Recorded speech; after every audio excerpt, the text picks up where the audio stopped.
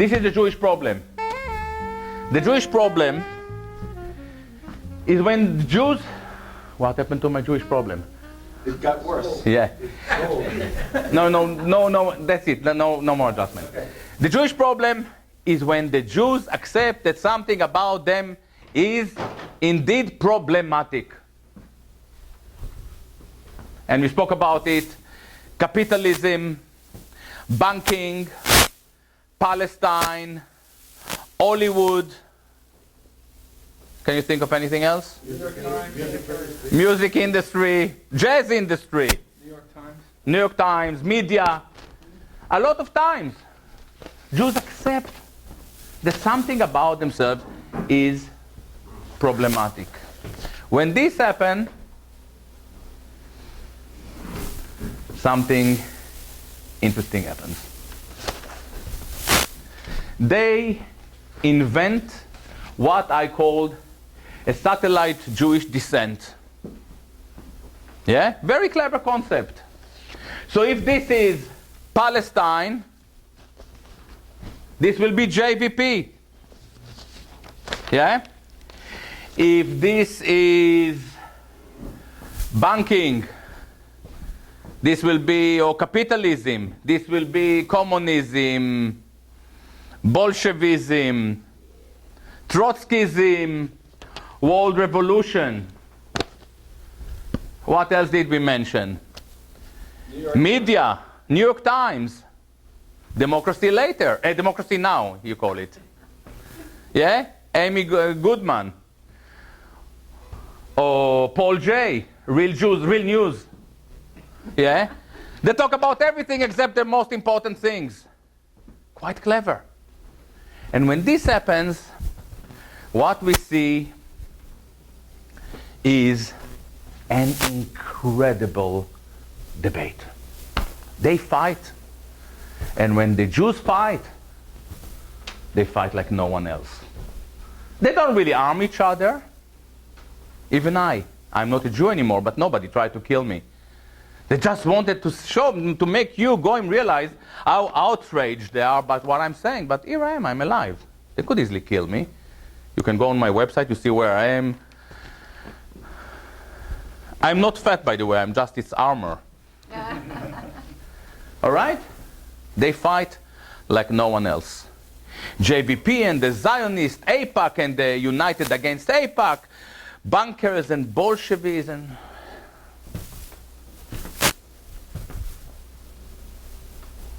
Do you know these guys? Do you know this guy? Yes, Sam Harris. And this guy is called Noam something. Noam Chomsky.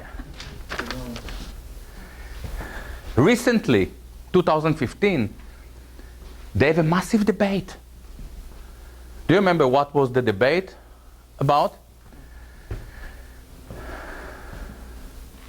This ultra-Zionist Jew, neoconservative, as well as secularist, Sam Harris, argued that Noam Chomsky is wrong in the way he criticizes American politics, foreign politics, and so on, because he reduces it into body counts. This guy thought it's not right. It's the motivation. And they have a massive debate. They were rude to each other. Yeah? They had a massive debate. Both guys are uniquely lame intellectually. It's quite, the most, my readers know what I think about Chomsky. I think that he's one of the most boring intellectual in the history of Western thought. Dishonest. Huh? Dishonest. Dishonest, I don't want to talk about him too much. Actually, this guy had a good argument. He said, it doesn't really matter whether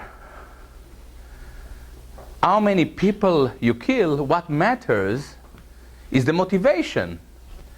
And he came with quite a peculiar story.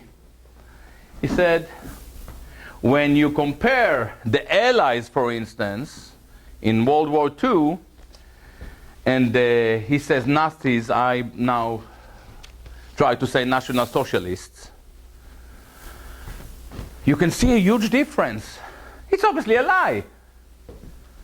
What was the humanistic attitude that was hidden behind the wiping out Cologne or Dresden or Pforzheim or Tokyo, targeting civilians indiscriminately? So they were both basically bullshitting, but the most interesting is the debate about neocon wars, or Ziocon wars as I usually call them. The debates on Ziocon wars is now a debate between two Zionist Jews.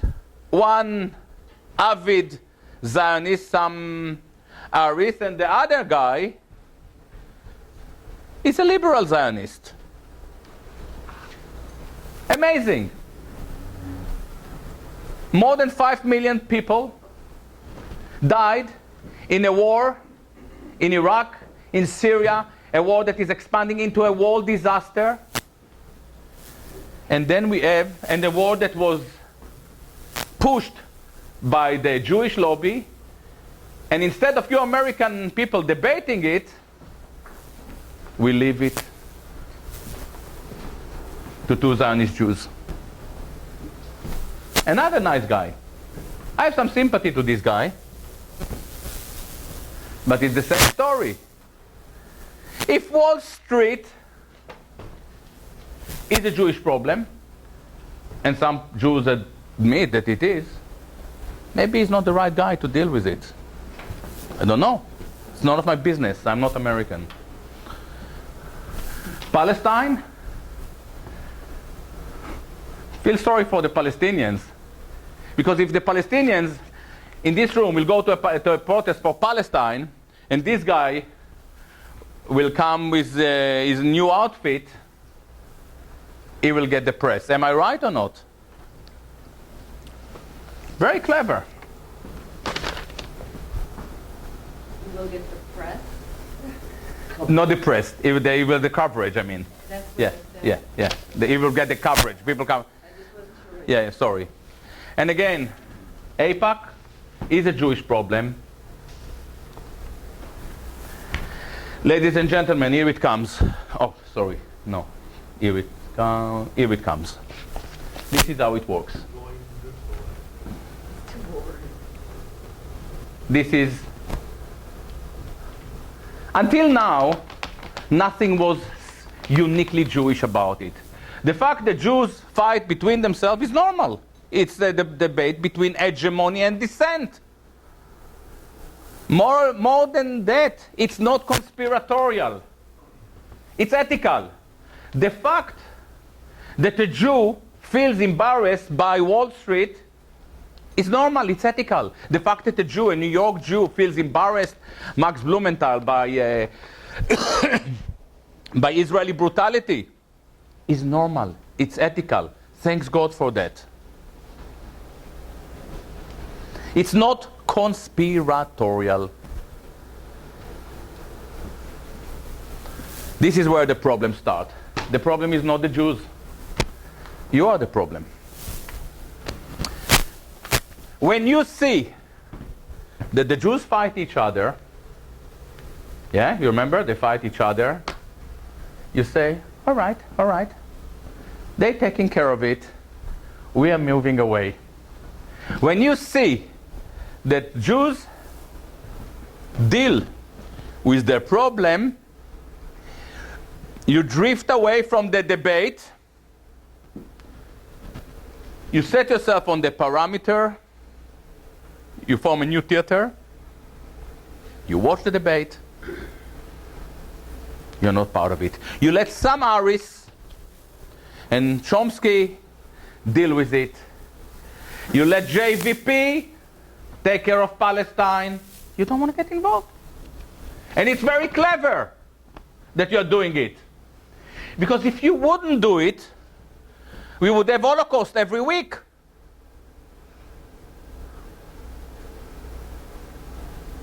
And you don't want to have Holocaust every week. It's a lot of hassle to gather the Jews, to send them away, and then gas or no gas. It's a lot of mess. And then revisionism and to deny. It's wow. It's better to do it every 70 years or 100 years. And guess what? The Jews who are so attached to their own suffering, they love the Holocaust. They put a memorial within 3 years, probably there will be a memorial in every street in Manhattan. The Jews love their Holocaust, but they don't like it once a week. They also want it every 100 years, every 70 years. And why? Because as much as they love the Holocaust, they really love the time in between. In the time in between, you feel guilty. You are subject to pressure. There is reparation money. There is political lobbying. There is victimhood. This is what we call symbiosis. This is how we create a symbiotic relationship. You move away. You sit on the parameter of the discourse. You let the Jews fight between themselves. Let's look at some cases of Jewish problems. Jewish problems. Capitalism, banking, Wall Street, money. Marx, Jewish left. Trotsky, remember Rosa Luxemburg? Borochov, I spoke about him, is the pyramid. Early-Zionism is the Bund. Bernie Sanders. Perfect. You don't want to get involved. The Jews are taking care of it. Another Jewish problem, AIPAC. Edelson, Chaim Saban. What do you do about it? Nothing. Why should you do anything? We have J Street. We have George Soros. Hang on. George Soros is supposed to be here, no? He's one of the richest people in the world. He's here. He's here. How did he make it? He's here, and he's actually funding most left and progressive organizations around the world. You know why? Because to buy a right-wing arse is very expensive. Do you think that anyone in this room, for instance, can buy your Republican first candidate? I tell you, it's going to be expensive. Donald Trump is expensive. But Ali Abunimah isn't. At the time, JVP was trying to buy me, but the offer was so low that I didn't even understand that it was an offer. I didn't realize. Even as a jazz musician, it was too low for me. Can you believe it? And we are at the bottom of the class division. You know, it's below. Even Trotsky didn't think that we couldn't think of jazz musician. Palestine and Israeli brutality.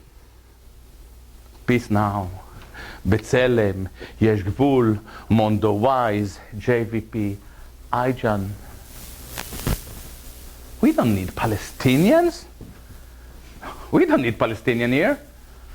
In fact, most Palestinians feel alienated by the discourse of their own liberation. Do I talk rubbish?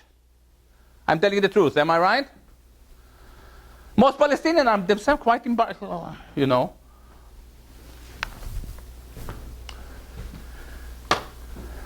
LGBT, you like to talk about it in New York. In fact, one of the most fascinating books I read yesterday was a book by Sarah Schulman. I think that the title was the LGBT and the international queer and Palestine. The Palestinian Solidarity Movement now is an LGBT queer international. It's unbelievable. Liberation from a military oppression. It cannot be LGBT. You need grenades, mortars. It's not, it's a serious job. It's not a gay business. I don't mind. People can do whatever they like in bed. But liberation from that level of oppression is not a kind of a funny gay story. It's a world war.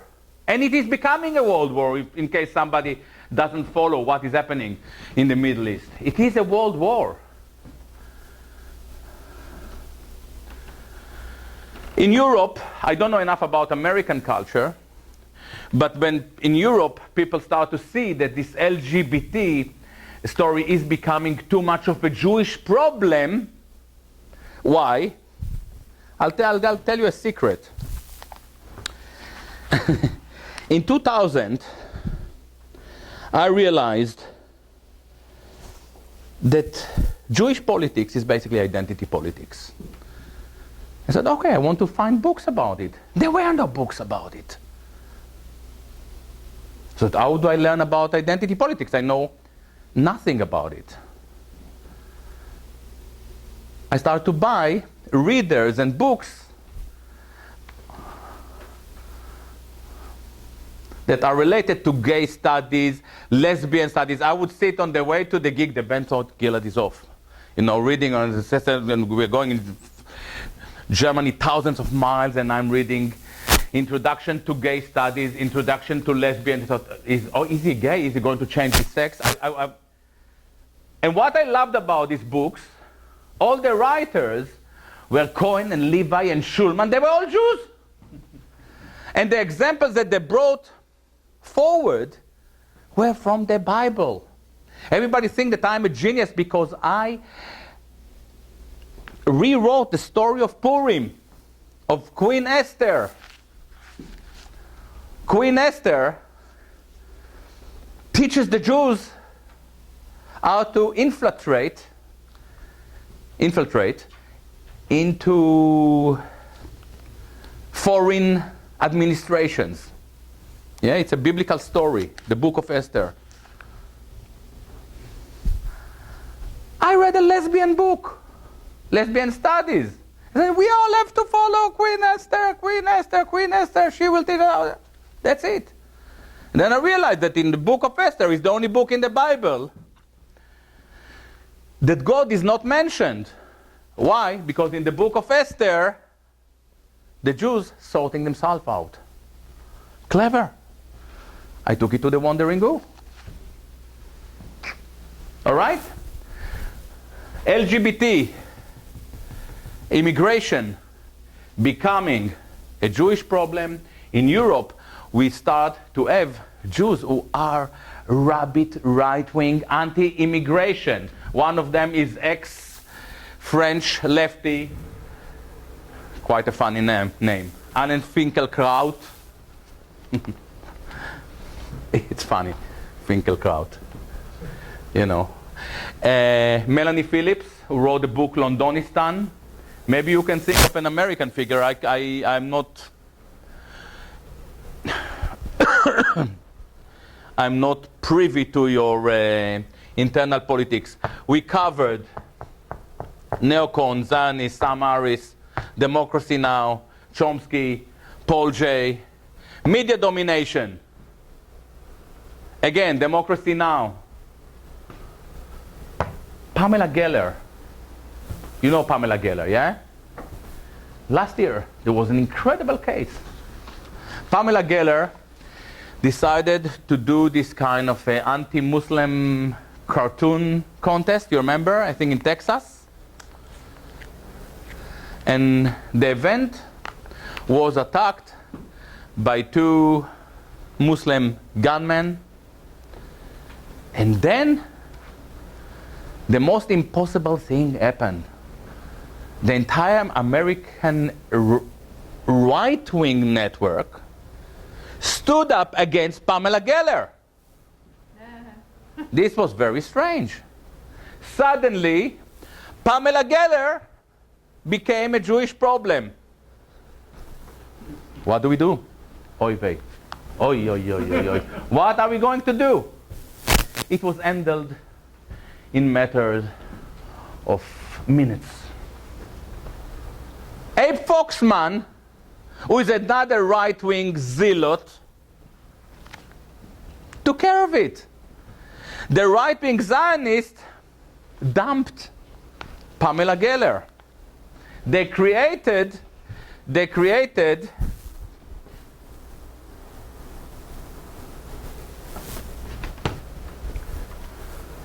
an internal Jewish debate, and the next thing, you Americans moved away. So if you watch some videos on news items for the same time, you know that Pamela Geller, even Mr. Abe Foxman from the ADL, American Defense League, denounced your actions. Wow. With this tactic, we do manage to make all of you drift away, leave Palestine to us, leave Zion wars to us, and so on and so on and so on. I think that I came with another example. Holocaust religion. Whether you accept it or not, Holocaust religion is becoming a bit of a problem.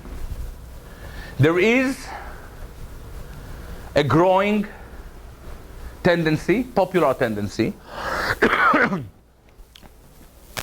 in the West, in America, in Europe, to look into the Holocaust. Because there are a lot of questions. And this is normal. We have a great historian here. It is normal for different historical chapters in our past to gather momentum. And some people understand that the way we learn the Holocaust is not right. It is becoming a Jewish problem. Who is the most effective Holocaust revisionist? Probably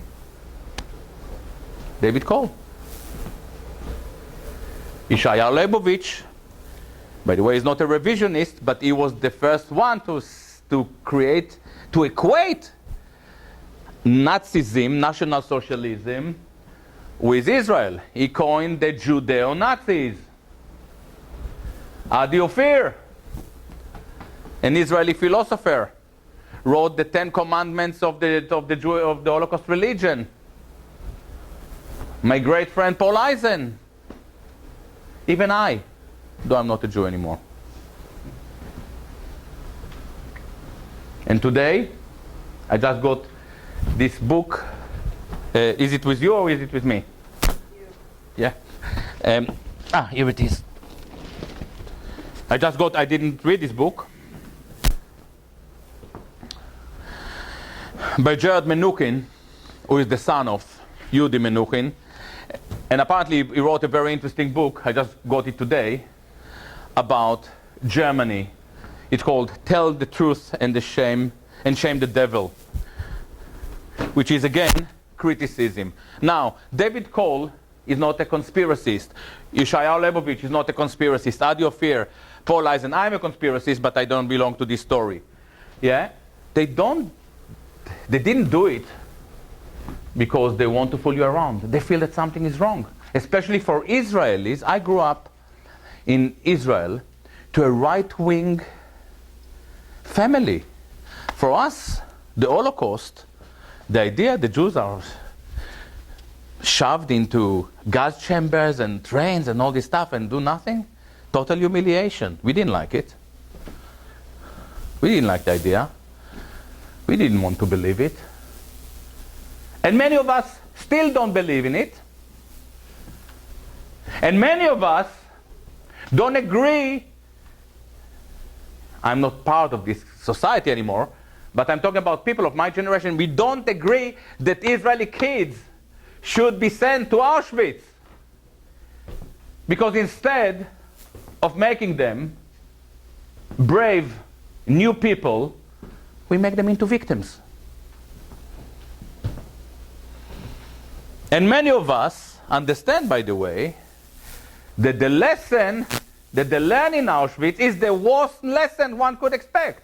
Rather, you would expect that they would go to Auschwitz and they would identify with the Jews and develop kind of merciful behavior towards the Palestinians. No! They come back to Israel, they join the Israeli army, and what you find out is that they actually identify with the Nazis. Don't like to say Nazis again. Not with the Wehrmacht. With the, I don't know, Sonderkommando. With the SS. The brutality that they perform in Gaza, you are from Gaza. The brutality that they perform in Gaza is worse than anything one could imagine. All right?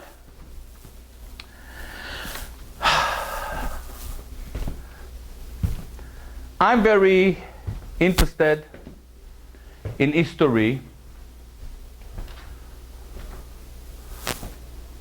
not as an historian. I'm interested in history as a philosopher. What is history? History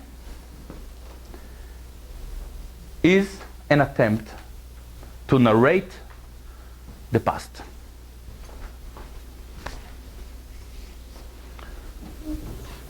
Aha!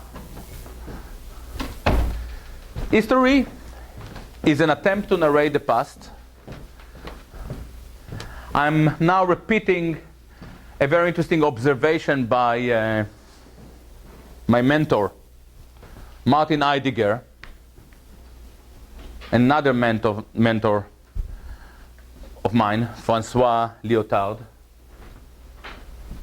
who actually came with this point when he wrote the book Heidegger and the Jews. History presents itself as an attempt to tell us what happened. In practice, most of the time, it is doing the opposite. It's an institutional attempt to conceal our shame. So we build a zigzag narrative around our shame. So for instance,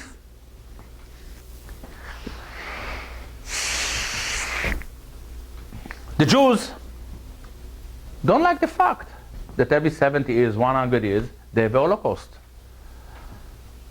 And there is one maybe coming in the Middle East and maybe beyond. We don't like the idea. Would you like the idea? And this is how they build a zigzag narrative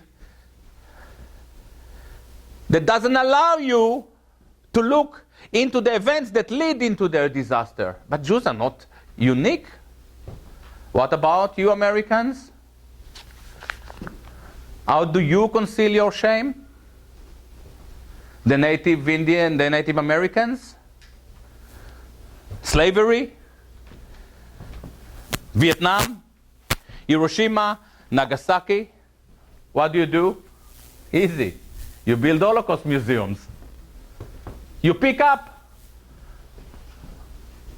on the Jewish disaster.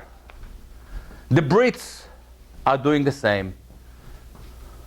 You know, they had one incredible museum in London, the Imperial War Museum. It is now a Holocaust museum. It's unbelievable. I was supposed to give this talk in Japan. In Japan, I couldn't give the talk because they have so much shame there. There is hardly any story. In Japan, you don't talk about World War II. You just don't. History starts a few days later.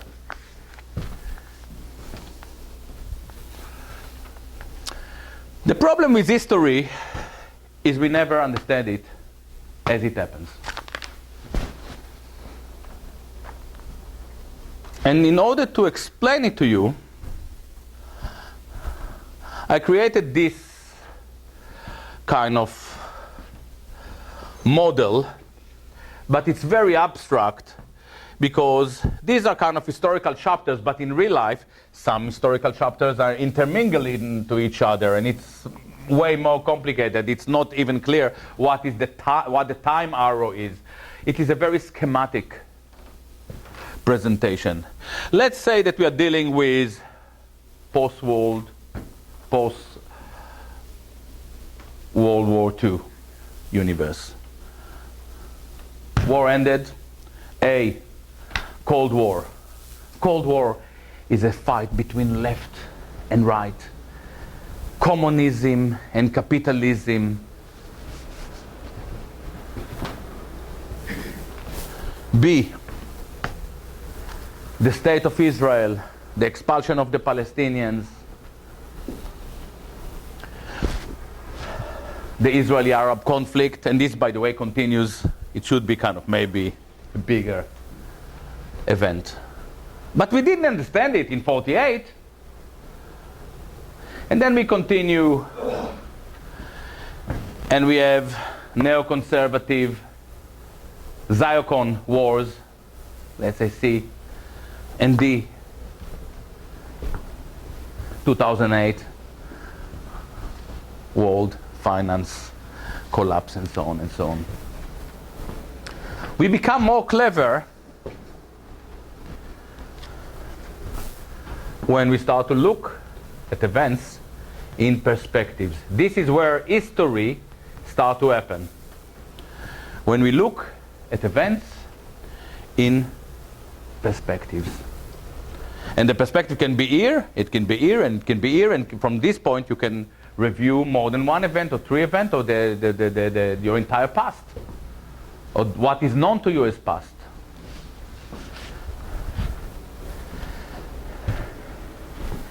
And when you look at the Cold War, I brought to you some of the names. When you look at the Cold War, you realize now, or at a certain stage you realize, that there is no really big difference between left and right. There is no big distance between the cultural Marxist and, check out her name, Alisa Zinovievna Rosenbaum. You remember her? Ayn Rand? All right? It doesn't matter. It's a very long Russian Jewish name. She realized that it's too long, so she changed it to Ayn Rand. Who was the icon of enlightened individualism? There is no big difference. Yeah, right, I needed. And when it comes to the Palestinian conflict, there is kind of brotherhood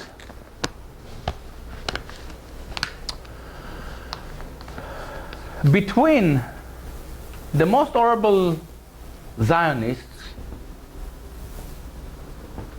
and JVP. When JVP realized that Greta Berlin talking about things that shouldn't be mentioned, they went for her. They went for me. They went for Ken O'Keefe. They went for If America Knew. Why? Why? Don't we believe in a free discourse? Alison Weir, for sure, If America Knew. So we have the Cold War, and we have Frankfurt School, and Ayn Rand, and the bankers, and the capitalists, and they are the same people. Hello, hello, hello. Hello, Gilad. Welcome to New York. Thank you, man. Hey! And then we have, Out of your way. and we have the Palestinian story, and it is dominated. And then we have the neocons, You look at these neocons, Wolfowitz and Shmolfowitz and Polfowitz and Yosfovich. It's a Zionist synagogue. This is not a secret. So this, and this, and this, and then you look at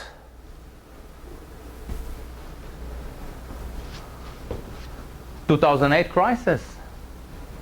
You look at Lehman Brothers, and Goldman Sachs, and Paulson, and Larry Summers, and deregulation, Alan Greenspan. What do they have in common?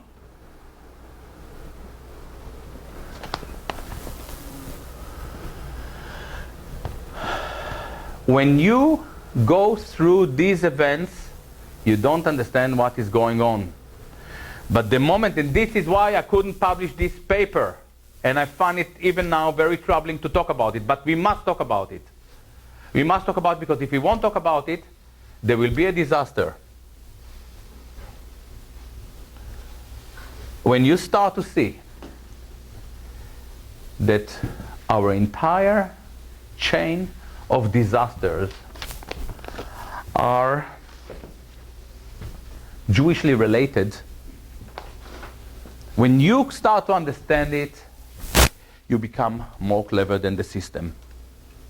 And this is when real global disaster happen. Now the problem is that Jews, in spite of being very clever, and some of them are very clever, they never managed to stop it. The cognitive elite is very quick to escape. Rothschild didn't die in the Holocaust. There is a debate, maybe one died. But it's not clear that he was a real Rothschild. Because she was married, it's complicated. They don't die in general. They are bailed out. Your money. But a lot of innocent people die. And not only Jews. I have friends in Turkey. They feel that it's coming. It's a disaster.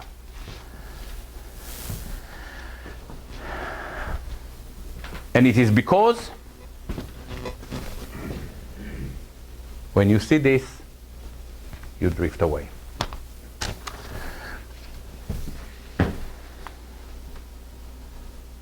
I don't know what's the time. I don't want, because okay, I'm okay with time. I prepared quite a few. Oh, great. I have a very interesting,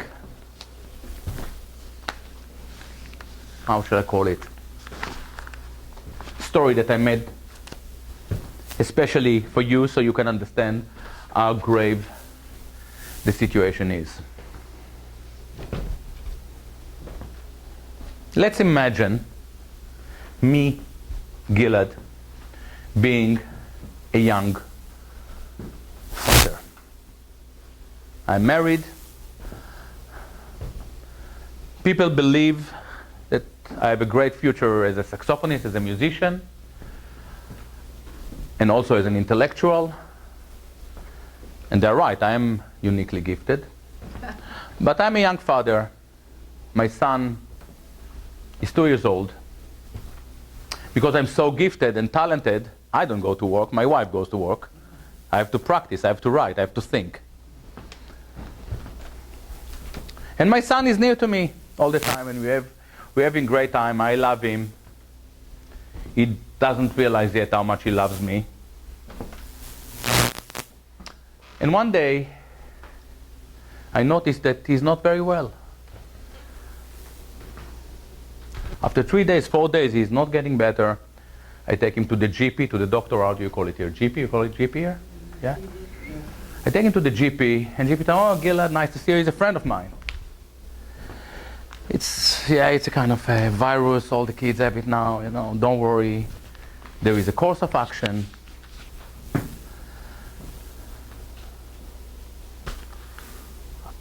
I follow it. 2, 3, 4 days. The situation It's not changing. It's not getting any better. In fact, it gets worse. Within a week, he deteriorates dramatically. I take him to the hospital.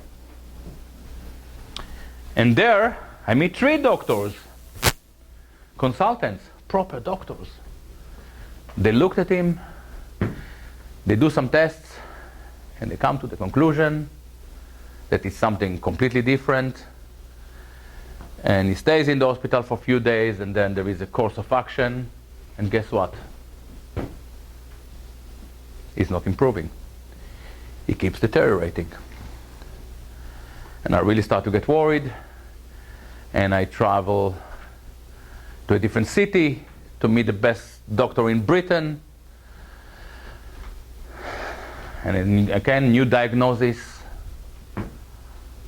And this keeps deteriorating for the next 70 years. He never had life. By the age of 25, he was a complete vegetable. I really wanted him to die so he could be saved of this misery, but he kept living for 70 years. Misery, didn't have life at all, not a single day. His life ended by the age of 2. When he is dead, I'm 95. I also didn't have life. I never pursued with my career. I never made any money. Disaster. And here I am, 95, in a funeral. And there are a lot of people. And kind of there is a slight deja vu. Do I recognize them or not? Many of them are at least as old as me. And they all come to me and shake my hand. And somebody whisper in my ear, Gilad, can't you see what is going on here? These are the doctors. So you're right. You're right, these are the doctors.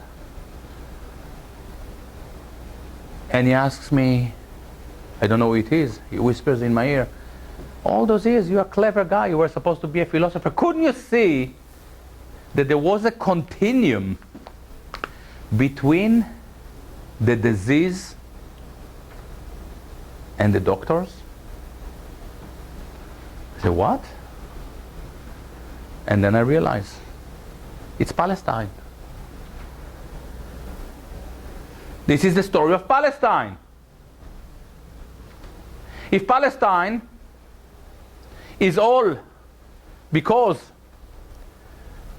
of a Jewish problem, how is it possible that all the doctors are also Jews? Whether it is Finkelstein or Chomsky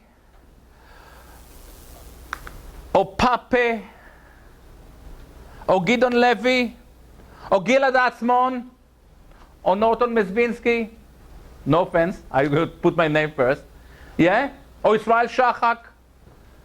How is it possible that we are the prime doctors for your problem? And if we are the problem, if we are connected with the problem, will we reveal the problem? No.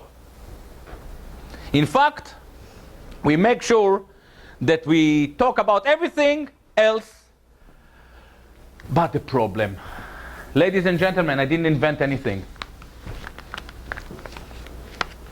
Another mentor of mine, George Orwell, saw it coming.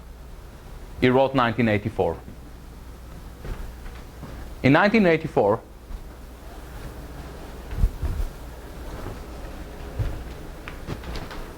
there is control opposition. Do you remember the name?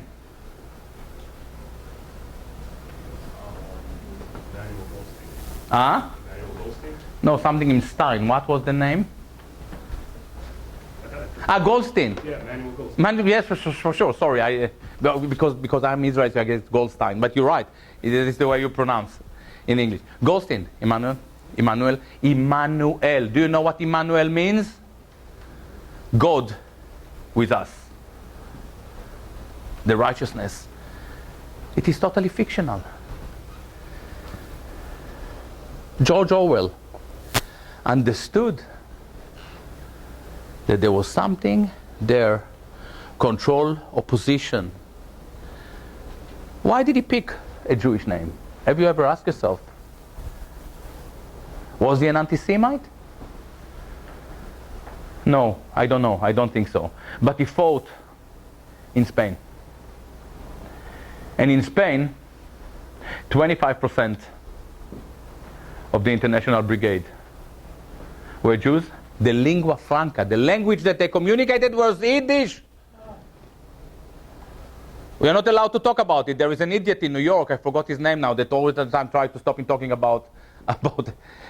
In fact, my friend Jeff Blankford doesn't talk to me. He's another Jew, a good guy. Doesn't talk to me because I want to talk about the Spanish War. And guess what? They didn't save the Spanish. And we are not even allowed to talk about Immanuel Goldstein being a Jew. And why?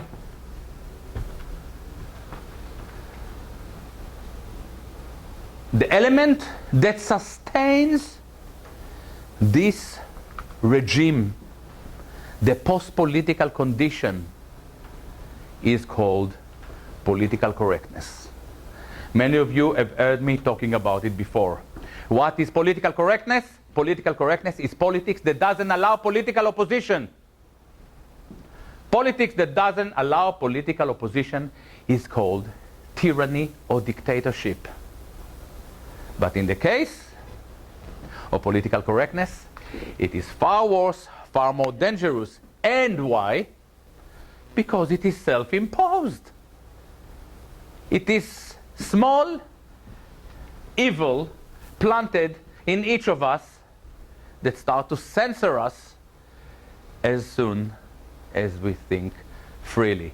So first time it hurts, second time we just avoid thinking, and in the third time we just get used to the idea that we better not think. And this is why in America you have activism. Activism is the complete opposite of thinking. Thinking is being creative. Thinking is understanding all of that on your own. But instead of that, we subscribe to a culture of slogans. BDS, MDS, ZDS, what? Do you want me now to start to stop Israeli professors? So the Palestinians are now against freedom of academia, freedom of speech, you know? And if you try to interfere and to ask questions, the mess starts. No. To be a thinker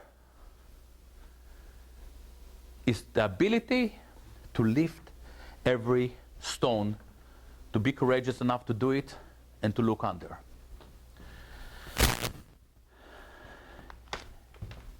We owe it to ourselves, but we also owe it to the Jews. And why? Because they don't do it for themselves. And they get into trouble. Their history is a chain of holocausts. Why?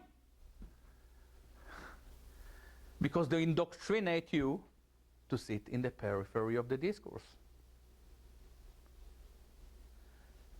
Speaking openly against all odds is the remedy of the doomed situation we brought ourselves into. Thank you.